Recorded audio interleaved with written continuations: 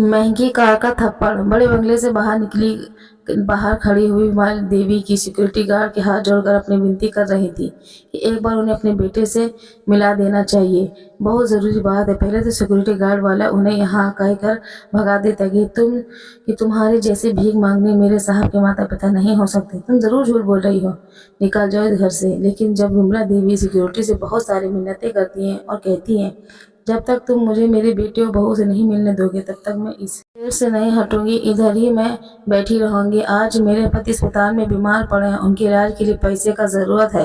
मेरे पास उनके इलाज के लिए पैसे नहीं हैं। मेरे बेटे का इतना बड़ा बिजनेस है, उसके पास इतने सारे पैसे हैं। क्या वह अपने पिता की बीमारी में थोड़े से पैसे खर्च नहीं कर सकता? उसको थोड़े से पैसे से कुछ फर्क नहीं पड़ेगा। आखिर में सिक्योरिटी को विमला देवी पर दया आ गया। वो अंदर जाकर यह खबर देता है कि एक और कोई बुढ़िया अम्मा आपसे मिलना चाहती हैं। वह कह रही हैं कि आपकी माँ है, पर आपके शक्ल और उनके पहनावे से नहीं लगता है कि वह आपकी माँ है।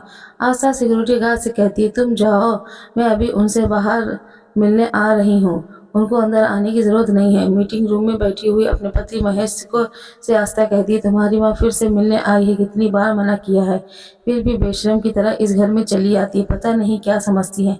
पैसे तो ऐसे मांगने आ जाती है कि जैसे वह इस घर में पैसे रख गई हो। कल इतना अपमान के भगाया था, फिर भी आ गई।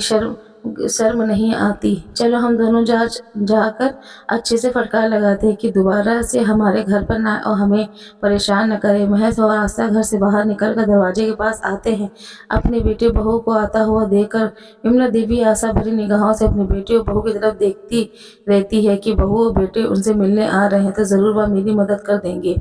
विमला देवी अपनी बहू बेटे के सामने हाथ जोड़कर खड़ी हो गई। बेटा, तुम आ गए, बहुत अच्छा किया। तुम्हारे पिताजी की तबीयत बहुत ज़्यादा खराब है। वह 3 दिन पहले ही हम तुम्हारे ऊपर बहुत सारा पैसा खर्च कर चुके हैं। अभी 3 दिन पहले आई थी, तभी तुमने पैसे मांगे थे। मैंने तुम्हें 1000 रुपये दिए थे ना। अब इससे ज़्यादा रुपए तुम्हें देने में से अस्पताल में भर्ती में बराबर 4 दिन से घर पर आ रहे हैं, लेकिन तुम मिलते ही नहीं थे। सिर्फ बहू मिलती थी और वह मना कर देती थी। बेटा, तुम्हारे पिताजी के इलाज के लिए पैसे की ज़रूरत है, तुम्हें कुछ पैसे दे दो। बुढ़िया, चल निकल इधर से, कोई पैसा वैसा नहीं मिलेगा तुम्हें।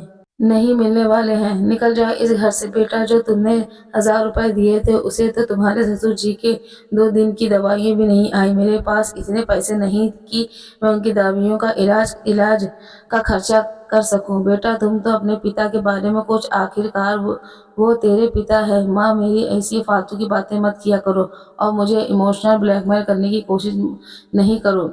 मुझे अब सब समझ में आता है। मैं इतनी आसानी से तुम्हारी बातों में नहीं आने वाला हूँ और अब वापस इस घर में कभी मत आना। अपने बेटे और बहू की बात सुनकर विमला देवी निराश हो गई। मैं अपनी पत्नी आस्था से कहता है, आस्था, मैं मीटिंग के लिए निकल रहा हूँ, शाम का वक्त वापस आ जाऊंगा। अपने बेटे को कार से कहीं जाते हुए देखा तो विमला देवी ने कहा, बेटा, तुम ऑफिस जा रहे हो, ऑफिस के रास्ते में ही सरकारी अस्पताल पड़ता है, तो क्या मुझे अपनी कार से अस्पताल छोड़ने जाओगे? इतना तो अपनी माँ के लिए कर सकते हो ना। आस्था दमकते हुए अपनी सास से कहती, बुढ़िया, तेरी औकात नहीं है कार में बैठने की। चुपचाप से पैदल निकल जा। मेरी कार को छूने की हिम्मत भी मत करना। मुझे अपनी कार में बैठाकर तुझे कार को गंदा थोड़ी नहीं करना है। पता नहीं कहाँ कहाँ से चले आते हैं कार में बैठने के लिए। औकात देखी है अपनी? ऑटो में बैठने की औकात नहीं है और कार में बैठने की बात कर रही हो। चल निकल जाए यहाँ से। महेश अपनी कार को लेकर निकल गया। बेचारी विमला देवी गेट के पास बैठी बैठी अपने बेटे की कार को जताता हुआ देखती रही और अपनी किस्मत को कोसती रही कि मैं कैसे बेटे को जन्म दिया जो अपने माँ बाप को ही ना। वह क्या कुछ नहीं किया था हमने अपने बेटे के लिए। सब कुछ तो अपना दाव पर लगा दिया था। अगर आज हमने अपना सब कुछ दाव पर नहीं लगाया होता तो शायद आज तस्वीर कुछ और होती। अपने बेटे को पढ़ाने के लिए घर, जमीन, जायदाद सब कुछ बेच दिया। सब बेचकर इतना बड़ा बिजनेस करवाया। अब पर आज बेटे ने हमारे साथ क्या किया? इतना तो पराया भी नहीं करते हैं कि किसी के साथ, जितना पराया हमारे बेटे ने हमें कर दिया है। उसे अपनी माँ की तकलीफ दिखाई नहीं देती। उनकी आंखों से इस झरझर आंसू बहे जा रहे थे। पास खड़े हुए सिक्योरिटी वाले को इतना तो कंफर्म हो जाता है कि यह माताजी महेश साहब की माँ है। महेश के निकल जाने के बाद और आस्था के घर के अंदर जाने के बाद सिक्योरिटी गार्ड विमला देवी को उठाकर कुर्सी पर बिठाते हुए कहता है, माँ जी, आप रोइए मत। आपको कितने पैसे की जरूरत है? विमला देवी कहती है, बेटा, अभी तो फिलहाल 1000 रुपये ही मिल जाए, उसी में ही काम चल जाएगा। सिक्योरिटी गार्ड अपनी जेब से हाथ डालकर देखा तो 1200 ही निकले थे। वह कहता है, माँ जी, मेरे पास 1200 रुपये हैं, आप इनको अपने पास रख लो और बच्चे आपको कहाँ जाना, मैं आपकी साइकिल से आपको छोड़ देता हूँ। नहीं बेटा, मुझे साइकिल बैठना नहीं आता है और मैं ऑटो करके चली जाऊंगी। साथ ही साथ विमला देवी सिक्योरिटी वाले को ढेर सारा आशीर्वाद देती है। बेटा, जहाँ मेरी बेटे बहू ने मेरी मदद करने से इनकार कर दी, वहाँ तुमने इतना बड़ा दिल दिखाकर मेरी मदद की, तुम्हारा यह एहसान मैं कभी नहीं भूलूंगी। अरे माँ जी, ऐसी कोई मदद बात नहीं है, इतने में से तो आपका एक दिन की भी दवाई का खर्चा नहीं निकलेगा। उन पैसों को अपने साड़ी के पल्ले में बांध कर विमला देवी अस्पताल के लिए निकल पड़ी। अस्पताल के बेड पर लेटे हुए नंद किशोर जी अपनी पत्नी के आने की बेसब्री से इंतजार कर रहे थे। उन्हें लग रहा था कि वह बेटे बहू से मदद मांगने गई है, शायद बेटा बहू कुछ मदद कर देती, मेरी पत्नी को कुछ तो परेशानी कम हो जाए। एक तो मैं ही बीमार लेटा हूँ, ऊपर से पैसे की तंगी है, बेचारी कितनी भाग दौड़ कर रही है। लेकिन विमला देवी की मुरझाए हुए चेहरे को देख वह समझ जाते हैं कि उसके नालायक बेटे ने अपनी माँ की मदद नहीं की। उनका नालायक बेटा पैसे की चकाचौंध से इतना खो गया है कि उसे अपनी बूढ़ी माँ बाप की तकलीफ नजर नहीं मिलती।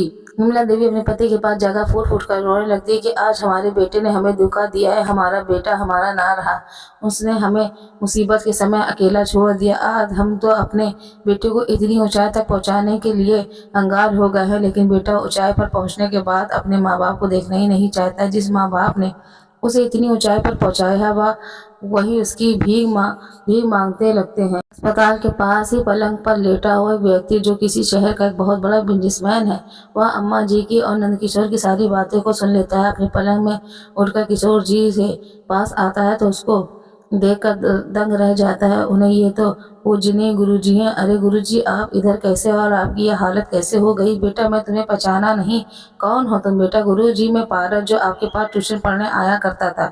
आपकी याददाश्त पर जोर डाले हुए नंदकिशोर जी याद करने की कोशिश करते हैं। फिर अचानक से कहते हैं, हाँ याद आया, वह गुप्ता जी के बेटे जिनका इस शहर में कपड़ों का बहुत बड़ा बिजनेस है, तुम उनके बेटे पारस हो? हाँ गुरुजी, मैं वही पारस हूँ, पर गुरुजी मुझे समझ में नहीं आ रहा है कि आपकी ऐसी हालत कैसे हो गई। मैं आपकी सारी बातें सुन ली है, आप चिंता मत कीजिए, इसके इलाज के लिए जितना भी पैसा लगेगा सारा पैसा मैं खर्चा करूँगा और आपकी पूरी तरह से ठीक करा कर घर भी ले जाऊँगा। पारस नंदकिशोर जी के इलाज का सारा खर्चा उठाता है, उनके खाने पीने के लिए फल फ्रूट सारी व्यवस्था करता है। अम्मा जी से कहता है, अम्मा जी आप मेरे घर पर रहिए, इधर मैं अपने गुरुजी को संभाल लूँगा। मैं देख रहा हूँ कितने दिनों से आप भाग दौड़ कर रही हैं, कहीं थकी थकी आप भी बीमार ना पड़ जाएं।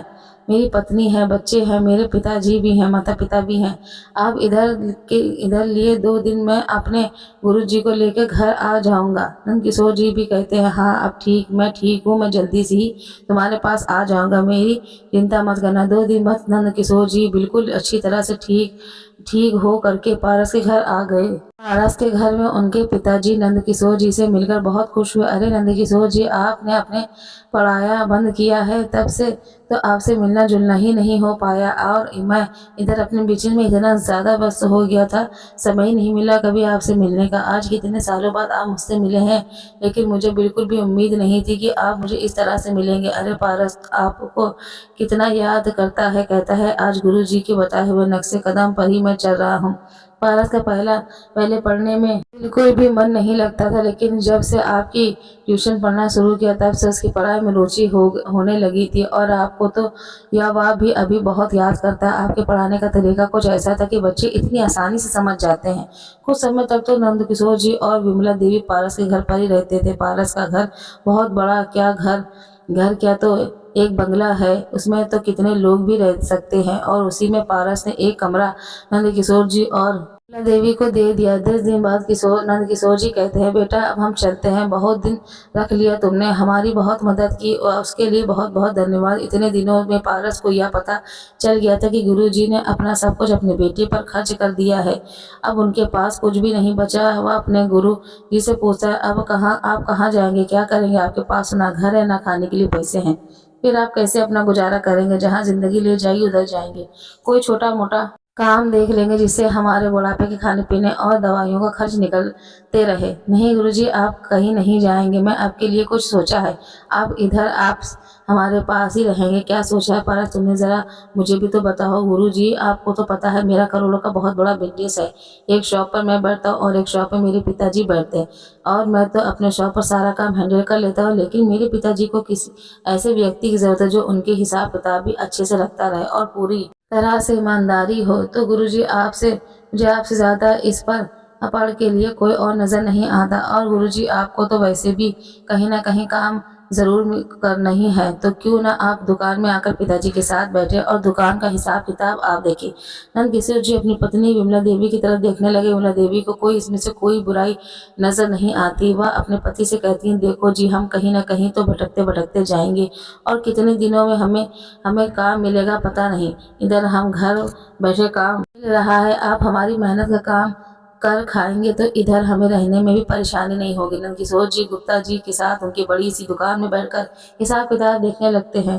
साल भर तक वह गुप्ता जी के साथ बैठकर दुकान का हिसाब किताब देखते हैं, साथ ही साथ बिजनेस की बारीकियों को भी सीख जाते हैं, किस तरह से बिजनेस किया जाता है।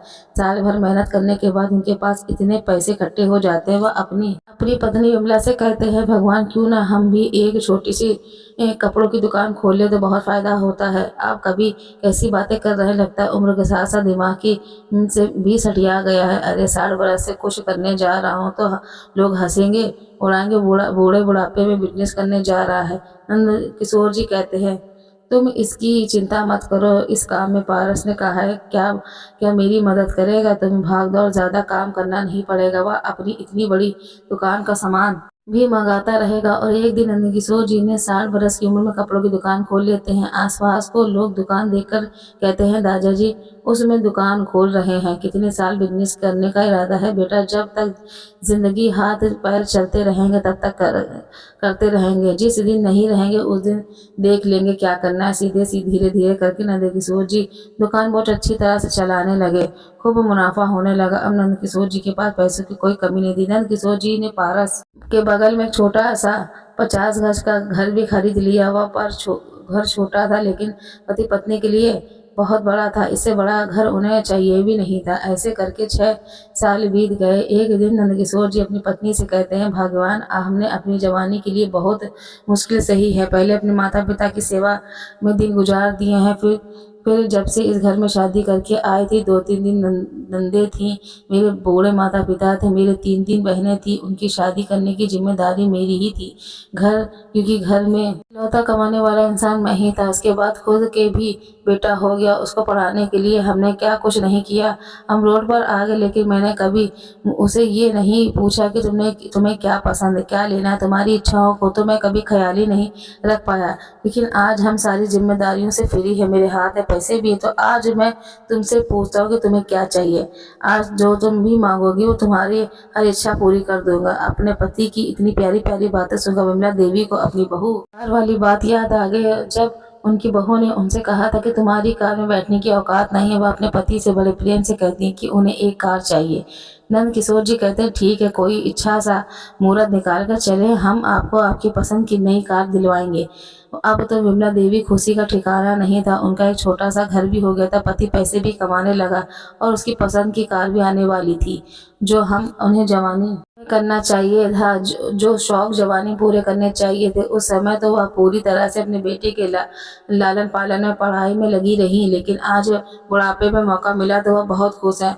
कुछ दिनों में ही उसके घर में एक नई कार आ जाती है। नंदकिशोर जी अपनी पत्नी के साथ नई कार को लेकर मंदिर भगवान जी के प्रसाद चढ़ाने के लिए और गरीबों को भोजन देने के लिए गए। भगवान जी ने दर्शन करने के बाद जब वह गरीबों को खाना बांट रहे थे, तभी उनकी नज़र सीढ़ियों के पास बैठे हुए उनके अपने बहू बेटे के पास ही पहुंच गए और उनके को भी प्रसाद लगाने लगे। जब महेश वास्ता ने अपने माता पिता को चमकमाती हुई प्रेस वाली साड़ी कपड़े पहने हुए देखा और मिठाई के डिब्बे लेकर वह गरीबों पे बांट रहे थे, देखकर उसकी आंखें की फटी रह गई कि इन बूढ़ों के पास इतना पैसा कहाँ से आया, या इतना पैसा बांट रहे हैं। आस्था और महेश नंदकिशोर जी के पास आते हैं और कहते, पिताजी मैं महेश आपका बेटा। नंदकिशोर जी पलट कर देखते हैं, वापस से जाने लगते हैं। महेश अपने पिता के पैरों को पकड़कर कहता है, आस्था भी विमला देवी के पास जाकर उनका हाथ पकड़कर कहती है, माँ जी हमें बिजनेस में बहुत सारा घाटा हो गया। उस घाटे को पूरा करने के लिए हमें अपना घर बेच दिया, बैंक से इतना सारा लोन लिया था, वह भी कभी नहीं पता पाए सर। इतना सारा कर्जा कैसे बैंक वालों को रोज रोज फोन कर आता है लोन पटाने के लिए। हम घर अब कुछ भी नहीं है, मेरी जेवर तक महेश ने बेच दिया। पूरे 2 महीनों से हम मायके में रहती हूँ, माँ के कुछ मदद कर दीजिए। आप तो मुझे अब भली चंगी लगती हैं। बहू को बेटे को देखकर विमला देवी की आंखों में खून उतर आया। उन्हें उस दिन की बात याद आ गई जब वह मेरे बेटे ने मेरे सामने भिखारी की तरह अपना पल्लू फैलाकर पैसे के लिए भीख मांग रही थी कि हमारे पिताजी अस्पताल में जिंदगी और मौत की लड़ाई लड़ रहे हैं, कुछ पैसे में उनकी मदद कर दो। लेकिन मेरे बेटे बहू ने उन्हें घर से खाली हाथ भेज दिया था। अपने बेटी बहू की बातों को अनदेखा करते हुए नंदकिशोर जी अपने पत्नी का हाथ पकड़कर सीढ़ियां उतरते हुए कार के पास आ गए। बहू बेटे भागते हुए उनके पैरों में गिर, मुझे माफ कर दो पिताजी, मुझे बहुत बड़ी गलती हो गई थी। मैं पैसे के चकाचौंध में आप दोनों को भूल गया था, लेकिन अब मैं ऐसा नहीं करूंगा। आप एक बार मेरी मदद कर दो।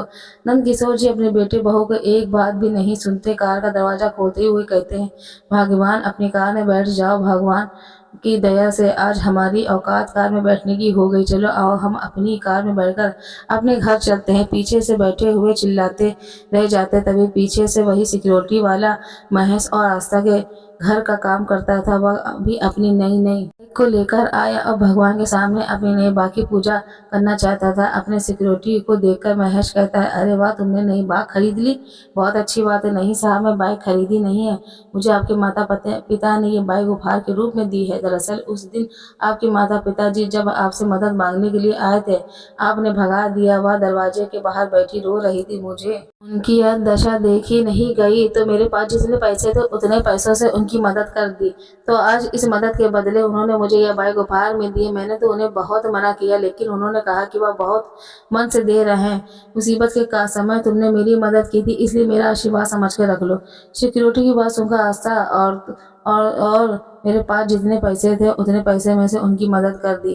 तो आज इस मदद के बदले मैं उन्हें एक बाइक उपहार में दी है। मैं तो उन्हें बहुत मन से मना किया, उन्होंने लेकिन कहा मुसीबत के समय तुमने मेरी मदद की थी, इसलिए मेरा आशीर्वाद समझ के रख लो। सिक्योरिटी बात सुनकर आस्था और महेश अंदर से जल कूट रहे थे, लेकिन आज जलने कूदने के अलावा उनके पास कुछ नहीं था, क्योंकि जैसा कर्म करोगे वैसे ही मिलेगा। कहानी कैसी लगी कमेंट जरूर बताइएगा। वीडियो को प्लीज लाइक करें, शेयर करें, चैनल पर नए हो तो सब्सक्राइब कर लीजिएगा। धन्यवाद।